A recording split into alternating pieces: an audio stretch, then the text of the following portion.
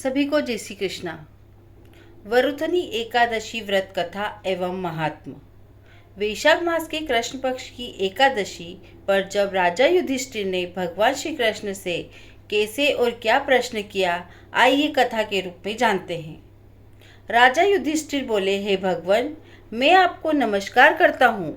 वैशाख मास के कृष्ण पक्ष की एकादशी का क्या नाम है तथा उसकी क्या कथा है, आप विस्तार पूर्वक मुझसे कहिए। श्री कृष्ण कहने लगे, हे राजेश्वर, इस एकादशी का नाम वरुथिनी है। यह इस लोक और परलोक में सौभाग्य देने वाली है, सब पापों को नष्ट करने वाली तथा अंत में मोक्ष को देने वाली है। इसकी कथा यह है, प्राचीन काल में मानधाता नाम का एक राजा था जो नर्मदा नदी के तट पर राज्य करता था। वह एक तपस्वी तथा दानशील राजा था। राजा की रुचि हमेशा धार्मिक कार्यों में लगी रहती थी, साथ ही वह हमेशा पूजा पाठ में लीन रहता था। एक दिन जब वह जंगल में तपस्या कर रहा था, तभी न जाने कहां से एक जंगली भालू आया और राजा का पैर चबाने लगा। राजा पूर्ववत अपनी तपस्या में लीन रहा। कुछ देर बाद पैर चबाते चबाते भालू राजा को घसीटकर पास के जंगल में ले गया। राजा बहुत घबराया, मगर तामस धर्म अनुकूल उसने क्रोध और हिंसा न करके भगवान विष्णु से प्रार्थना की।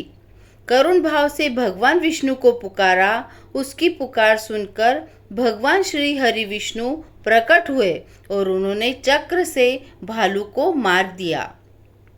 राजा का पैर भालू पहले ही खा चुका था। इससे राजा बहुत ही शोकाकुल हुए।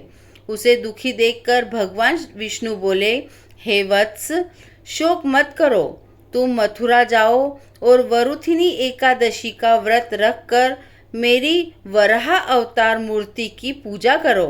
उसके प्रभाव से पुनः सुदृढ़ अंगों वाले हो जाओगे। इस भालू ने तुम्हें जो काटा है वह तुम्हारे पूर्व जन्म का अपराध था, उसी की तुम्हें यह सजा मिली है।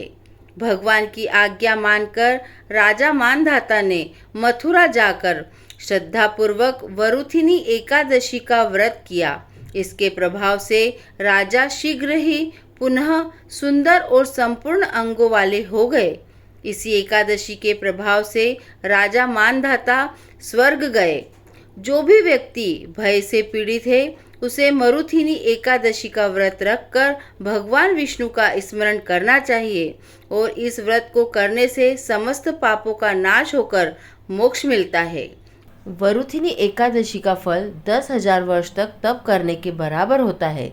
शास्त्रों में कहा गया है कि हाथी का दान घोड़े के दान से श्रेष्ठ है, हाथी के दान से भूमि दान, भूमि के दान से तिलों का दान, तिलों के दान से स्वर्ण का दान तथा स्वर्ण के दान से अन्न का दान श्रेष्ठ है।